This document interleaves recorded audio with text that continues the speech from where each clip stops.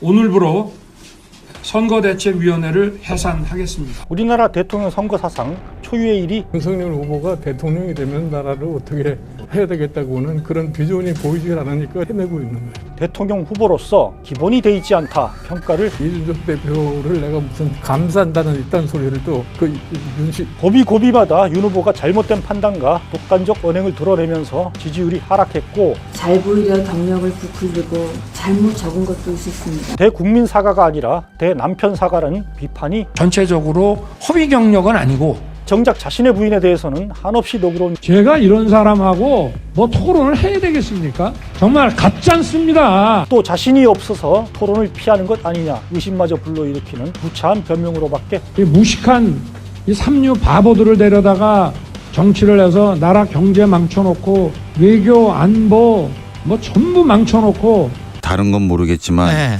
무식한 삼류 바보 검찰총장을 쓴 건 반성하고 있습니다. 대선도 필요 없고 이제 곱게 정권 내놓고 물러가는 게 무지하고 과격한 한국 국민들 특히 청년들의 대부분은 중국을 싫어합니다. 그리고 중국 사람들, 중국의 청년들의 대부분이 또 한국을 싫어합니다. 대통령이 그런 발언을 했다 그러면 이것은 말 그대로 대형 외교 참사입니다. 중국에 진출해 있는 우리 기업들에게 어떤 영향을 미칠 것이냐. 후보도 태도를 바꿔서 우리가 해준 대로만 연기만 좀 해달라. 도저히 이렇게는 갈 수가 없다. 후보 교체로 이어질 수 있다는 예상도 고개를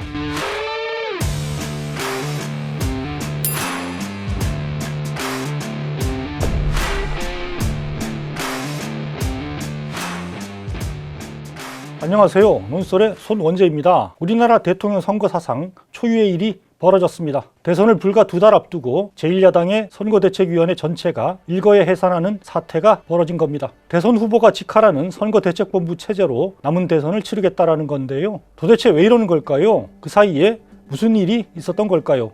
과연 이 도박과도 같은 선택은 어떤 결과를 불러오게 될까요? 지금부터 찬찬히 살펴보시죠.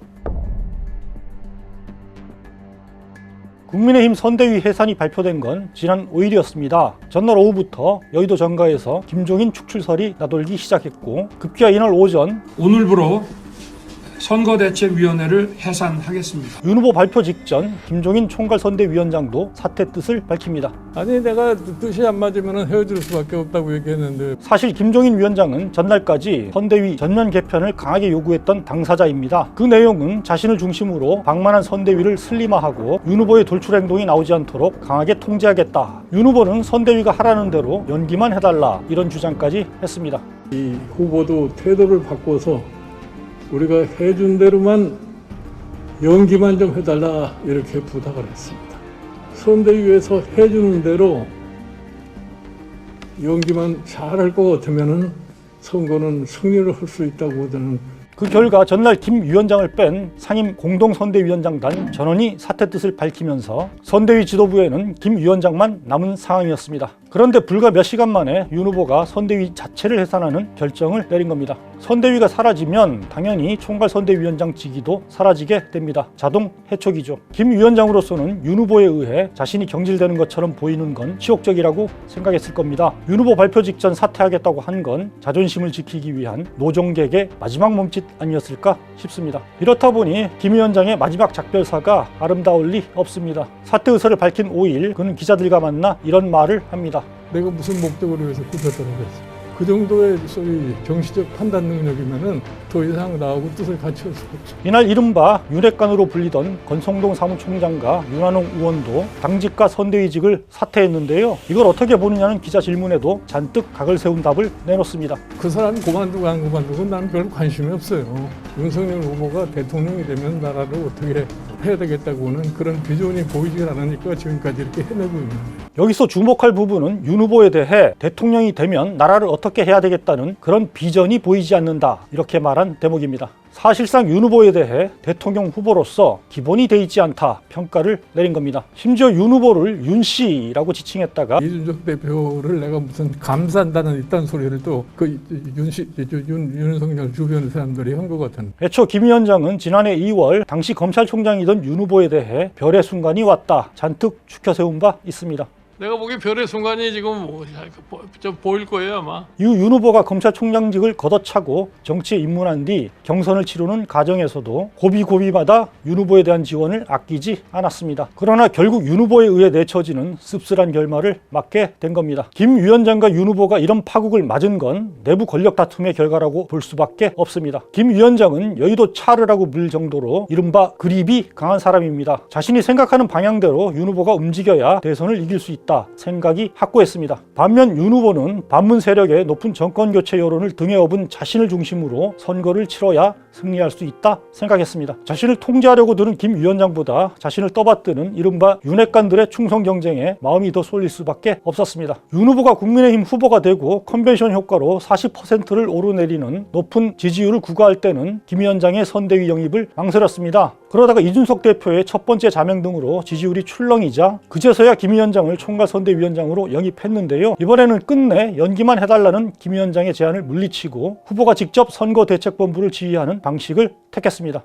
윤 후보 자신이 감독과 배후를 다 하겠다라는 건데요. 이건 역시 김 위원장에게 주도권을 내줬다간 후보의 권위가 흔들리고 오히려 선거에 악영향을 끼칠 수 있다 판단을 했기 때문일 겁니다. 물론 이런 판단을 내린 데는 윤 후보를 둘러싼 측근, 윤핵관들의 조언이 큰 영향을 끼쳤을 걸로 보입니다. 실제 윤 후보 주변의 검찰 출신 측근 인사들은 김 위원장의 선대위 재편과 연기만 해달라는 주문이 쿠데타에 해당한다 이런 주장을 공공연히 내보였습니다. 김종인 총괄의 쿠데타 아닙니까? 내면을 들여다보면 그런 측면이 있죠. 후보에게 미리 상의 없이 선대위의 전면 개편, 김종인 총괄선대위원장을 제외한 모든 사람들을 일단은 사퇴시키는 방향으로 공개적으로 발표를 했기 때문에 이와 관련해 김 위원장이 별의별 소리를 측근들이 많이 했다는데 그런 식으로 해서는 선거를 승리로 가져갈 수가 없다라고 한 것이 바로 이 점을 지적한 것이죠. 김 위원장은 윤핵관이 표면적으로는 물러났어도 이미 곳곳에 심어놓은 수하 인물들을 통해 윤 후보에게 계속 영향력을 끼칠 것이라고 예견하기도 했습니다. 직책이 없는 상태에서도 일정하게 윤 후보고 김미를 결부될 수 있다. 이 점을 지금 경계하면서 하시는 말씀이십니까? 내가 보기에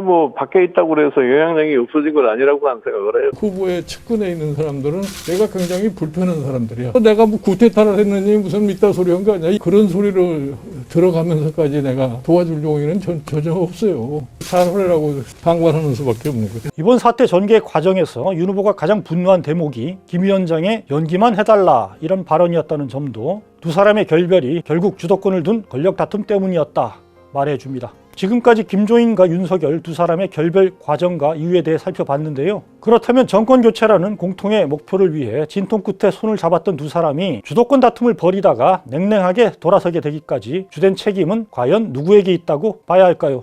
앞에서 봤듯이 윤핵관 쪽에선 후보를 아바타로 만들겠다는 김 위원장의 오만, 두 번씩이나 선대위를 뛰쳐나가 윤 후보에게 부담을 안긴 이준석 대표의 경솔한 처신, 언행 등이 이번 사태를 낳은 원인이다 지목합니다. 물론 책임이 전혀 없다고 할 수 없는 부분입니다. 그러나 김 위원장과 이준석 대표가 이렇게 행동하기까지 근본적 책임은 다른 누구도 아닌 윤 후보 본인의 문제 때문이라고 보는 게 객관적입니다. 고비고비마다 윤 후보가 잘못된 판단과 독단적 언행을 드러내면서 지지율이 하락했고 이에 대한 처방을 놓고 당과 선대위 내 대립이 격화하는 상황에서 이를 지혜롭게 수습하는 제대로 된 리더십도 보여주지 못했다라는 겁니다. 한마디로 윤 후보가 국가 지도자 자질에 대한 심각한 의문을 불러일으킨 탓에 위기를 자초했다 이런 분석입니다. 윤 후보의 위기를 초래한 가장 직접적인 문제가 부인 김건희 씨 허위 이력 의혹이라는 데는 이론이 별로 없습니다. 의혹 그 자체도 심각한 문제지만 김 씨와 윤 후보의 대응 방식이 국민적 분노와 실망을 더 키웠습니다. 김건희 씨 의혹이 불거진 뒤 사흘 만에야 윤 후보는 이유야를 불문하고 사과드린다 밝혔습니다. 그러고도 바로 다음 날 김 씨 허위 이력 의혹을 인정하는 것이냐 이런 기자 질문에 노 코멘트라며 답변을 거부했습니다. 이래서야 누가 그 사과의 진정성을 믿을 수 있겠습니까? 김 씨 본인도 첫 의혹 보도 뒤 12일 만에야 공식 사과 자리를 만들었습니다. 그러나 6분 넘게 읽은 입장문 중에서 자신이 잘못한 사실을 언급한 대목은 딱 한 문장입니다. 잘 보이려 경력을 부풀리고 잘못 적은 것도 있었습니다. 김 씨 의혹은 지금까지 드러난 것만 15년에 걸쳐 최소 5개 대학에 제출한 이력서에 20가지 넘는 허위 사실을 기재했다라는 겁니다. 사문서 위조와 업무방해, 사기 등의 범죄 혐의까지 제기되고 있습니다. 그러나 입장문에는 이에 대한 구체적 소명이 전혀 담기지 않았습니다. 범죄 혐의를 인정한다거나 법적 책임을 지겠다는 약속도 없었습니다. 사과의 기본적 요건도 갖추지 않은 겉핥기 사과를 하면서 상당 분량을 윤 후보와의 연애담, 남편 자랑, 남편에게 누가 되고 있다는 미안함 등으로 채웠습니다. 대국민 사과가 아니라 대남편 사과라는 비판이 나올 정도였습니다. 김건희, 윤석열 부부의 이런 태도가 국민적 반감을 불러일으킨 건 당연한 일입니다. 윤 후보는 이른바 살아있는 권력에 칼을 들이대면서 정치적 위상을 키웠습니다. 검찰에 재직하며 신정아, 정경심 씨를 비슷한 혐의로 가차없이 수사하고 처벌했습니다. 대선 출마를 선언하면서는 공정과 상식을 자신의 트레이드마크로 내세웠습니다. 그런 그가 정작 자신의 부인에 대해서는 한없이 너그러운 자세로 관행이었고 전체적으로 호의는 아니다 비호했습니다. 그의 유일한 정치적 자산인 공정과 상식에 대한 믿음이 흔들리자 지지율도 함께 흔들리지 않을 수 없었습니다. 자신과 부인의 대응 과정에서 악수를 연달아 두면서 윤 후보가 내세워온 공정과 상식의 정당성과 명분은 특히 중도층과 2030에서 이제 회복이 어려울 정도로 허물어진 상황으로 보입니다. 이준석 당대표와의 강대강 충돌도 따지고 보면 김씨 의혹에 대한 대처 방식을 둔 대립에서 비롯된 문제였습니다. 신지혜 씨 영입 등을 둘러싼 갈등도 이에 비하면 부차적입니다. 이 대표가 상임선대위원장을 내던지게 된 직접 계기는 조수진 최고위원 겸 공보단장의 하극상이었죠. 구체적으로 이 대표는 지난달 20일 중앙선대위 비공개 회의에서 조 최고위원을 향해 모 언론에서 윤핵관 발로 나오는 김종인 총괄선대위원장과 자신을 향한 부정적인 보도에 대응하라, 이런 취지의 발언을 합니다. 그런데 이 대표가 언급한 기사 내용이 바로 한 당 관계자가 김씨 허위 이력 의혹에 이 대표가 적절하게 대응하지 못했다며 선대위 홍보미디어 본부장직 사퇴를 촉구했다라는 겁니다. 이 대표가 이 기사를 언급하며 조 최고위원에게 공보 대응을 지시했지만 조 최고위원은 내가 왜 그쪽의 명령을 들어야 하느냐, 나는 후보 말만 듣는다, 콧방귀를 낀 거죠. 이에 이 대표가 그렇게 할 것 같으면 선대위가 필요 없다, 책상을 치고 회의장을 나갔고 결국 이 대표의 선대위원장 사퇴로까지 이어지게 됩니다. 이 과정에서 윤 후보가 그게 민주주의라며 하극상을 한 조수진 최고위원을 펴는 것도 이 대표의 분노를 부채질했습니다. 정치를 하다 보면은 같은 당 안에서나 또 선거 조직 안에서 서로 생각이 다를 수도 있는 거지, 군사 작전하듯이 그렇게 일사불란하게 하겠습니까? 그게 바로 민주주의 아니겠습니까? 김씨 의혹에 대한 대응이 윤 후보의 내로남불을 만천하에 드러내며 정치적 자산의 붕괴와 나아가 당의 분열로까지 이어졌음을 말해줍니다. 그리고 정치적 자산 붕괴와 당의 분열, 이 두 가지는 서로 상승작용을 하면서 윤 후보의 지지율 하락을 이끈 요인이다라는 점에서 지금 윤 후보 위기의 본질적 요인은 김건희 씨와 윤 후보 자신에게서 비롯한 것임을 부인하기는 어려울 것입니다. 지난해 연말이 되면서 윤 후보는 하루가 멀다시피 험한 말을 쏟아냅니다. 김씨 의혹과 당 내분 등으로 지지율 하락이 가팔라지자 정부 여당에 대한 네거티브 공세를 통해 지지층을 결집하려는 의도로 풀이됐습니다. 윤 후보는 28일 한국방송기자클럽 토론회, 29일 경북 선대위 출범식, 30일 대구 선대위 출범식에서 대장동 의혹과 관련해 이재명 후보에게 확정적 중범죄자 딱지를 붙이기에 이릅니다. 검찰의 정권의 태도를 보면 이건 확정적 범죄라는 걸 스스로 자인하는 것입니다. 이런 중범죄 그 확정적, 거의 뭐 다른 변명의 여지가 없는 이런 후보와 국민들 앞에서 정해진 정도의 토론이 아니고 이거를 마치 미래 비전을 얘기하는 것으로서 물타기 하려는 토론 제의는, 그걸 받아들인다는 것은 야당 후보로서 좀 취하기 어려운 태도이기 때문에 말씀을 드리는 것입니다. 헌법상의 무죄 추정 원칙을 저버린 것은 물론 피의자로 입건되지도 않은 경쟁 후보를 중범죄자로 몰아간 것 자체가 정치적 금도를 어긴 것 아니냐, 이런 비판이 국민의힘 내부에서도 나왔습니다. 이준석 대표는 30일 한국일보와 한 인터뷰에서 이재명 후보에 대해 민주당 당원과 상당수 국민이 대통령 후보로 인정하고 윤 후보 못지않은 지지를 보내고 있다. 윤 후보는 그 발언만으로 이 후보 지지자들을 무시하는 셈이고 그런 태도 하나하나가 중도층에 영향을 주고 있다 지적했습니다. 윤 후보는 또 이런 사람하고 토론해야겠느냐, 어이없고 너무 가짠다, 이런 막말까지 서슴지 않았습니다. 제가 이런 사람하고 국민 여러분 보는 데서 뭐 토론을 해야 되겠습니까? 참, 정말 가짠습니다. 터무니없는 이유를 들어 국민이 대선 후보의 자질과 능력을 평가하고 검증하는 자리인 토론 참여마저 거부한 것입니다. 국민에 대한 예의가 아닙니다. 또 자신이 없어서 토론을 피하는 것 아니냐, 의심마저 불러일으키는 구차한 변명으로밖에 보이지 않습니다. 정부 여당을 향해선 철진한 색깔론 공세를 폈습니다. 이런 좌익 어떤 혁명 이념, 북한의 주사 이론 이런 거 배워가지고 그 민주화 운동의 대열에 낑겨가지고 마치 민주화 투사인 것처럼 자기들끼리 끼리끼리 서로 도와가면서 이렇게 살아온 그 집단들이 이번 문재인 정권 들어서서 국가와 국민을 약탈하고 있습니다. 이 무식한 이 삼류 바보들을 데려다가 정치를 해서 나라 경제 망쳐놓고 외교 안보 뭐 전부 망쳐놓고 곧바로 여당에서 반박이 나왔죠. 다른 건 모르겠지만 무식한 삼류 바보 검찰총장을 쓴 건 반성하고 있습니다. 대통령 후보의 품격이라고는 일도 찾아볼 수 없고 오히려 저는 검찰총장의 모습 그리고 그 폭력적인 모습만 저는 확인할 수 있다라는. 민주화 운동엔 붉은 색깔을 물들이면서 독재 정권은 미화합니다. 권위주의 독재 정부는 우리나라 산업화의 기반을 만들었습니다. 이 정부는 뭐 했습니까? 도대체 이게 자유민주주의를 지키려고 하는 것인지 이 나라를 사회주의로 끌고 가려고 하는 것인지. 지난해 10월 부산에서 했던 전두환 미화 발언의 연장선입니다. 당시 국민 능멸 논란을 빚었던 개 사과는 개나 줘보려가 윤 후보의 진심이 아니었느냐 이런 의혹을 부채질하는 발언이 아닐 수 없습니다. 대선이 필요 없다 이런 황당한 주장도 거리낌 없이 내놓았습니다. 대선도 필요 없고 이제 곱게 정권 내놓고 물러가는 게 이게 정답이지. 민주주의에 대한 기본 소양을 의심하게 하는 무지하고 과격한 주장입니다. 각 당 후보들이 대선에서 비전과 정책 경쟁을 통해 국민의 선택을 받는다는 민주정치의 기본 원칙조차 안중에 없음을 보여줍니다. 윤 후보의 아무 말 대잔치는 외교 분야에서도 예외가 아니었습니다. 28일엔 주한 미국 상공회의소 간담회에서 한국이 미중 사이에서 어떤 입장이어야 하느냐 이런 질문을 받고 답을 했죠. 한국 국민들 특히 청년들의 대부분은 중국을 싫어합니다. 그리고 중국 사람들, 중국의 청년들의 대부분이 또 한국을 싫어합니다.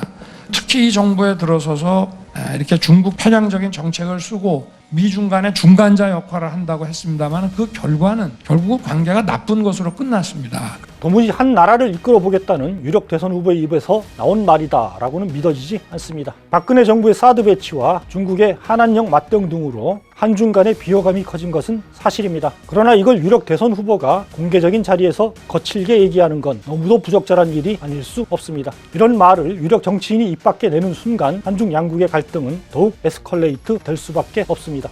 만약 대통령이 되어서도 이런 모습을 보인다면 어떤 일이 벌어질지 생각만 해도 모골이 호면해집니다.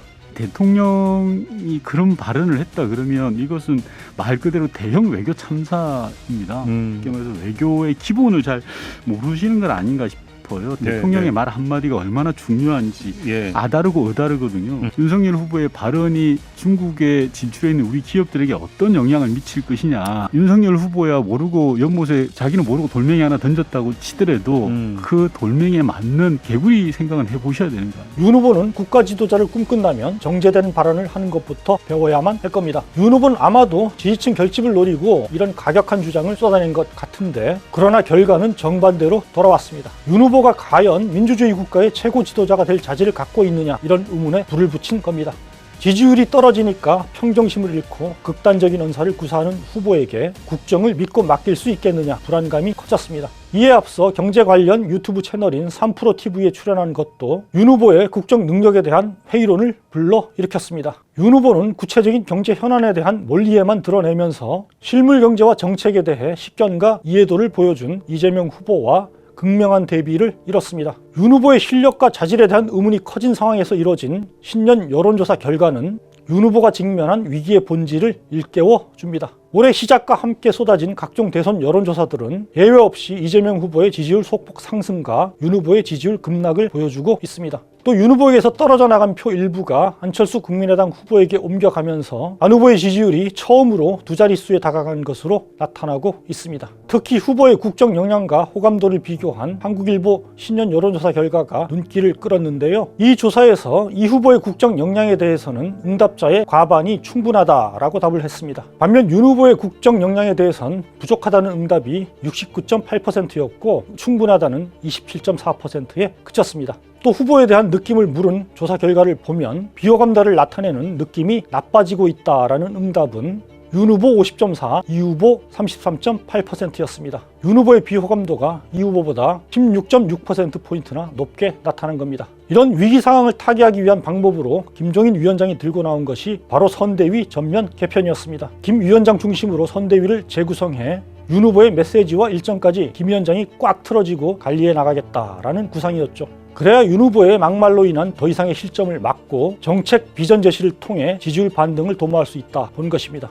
내가 그동안에 이 선거운동 과정을 갖다 겪어보면서 도저히 이렇게는 갈 수가 없다. 그래서 내가 당신의 비서실장 노릇을 선거 때까지 하겠다. 후보도 태도를 바꿔서 우리가 해준 대로만 연기만 좀 해달라 이렇게 부탁을 했습니다. 후보가 선대위에서 해주는 대로 연기만 잘할 것 같으면은 선거는 승리를 할 수 있다고 저는 늘 얘기를 합니다. 국민의 정서에 반하는 선거운동을 해서는 절대로 선거는 이기지 못합니다.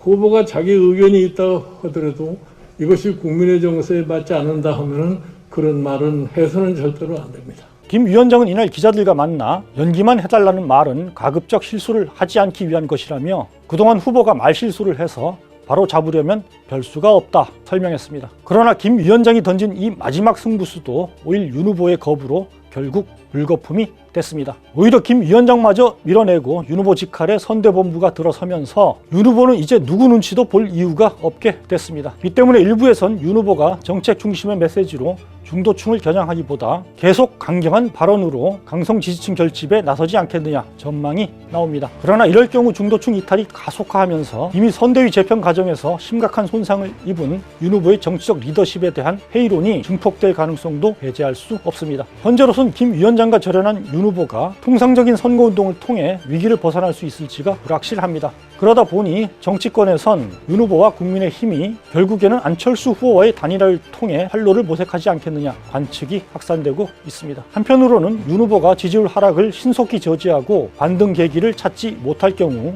후보 교체로 이어질 수 있다는 예상도 고개를 들고 있습니다. 후보 교체가 되려면은 그 지지율에서 이제 두 자리 숫자를 벌어져야 되고 그다음에 그거를 리드할 수 있는 여론이 있어야 돼요. 제일 중요한 게 현역 의원들이죠. 당의 저 원로 급일 사람들이 있는데 그리고 또 하나는 언론이죠.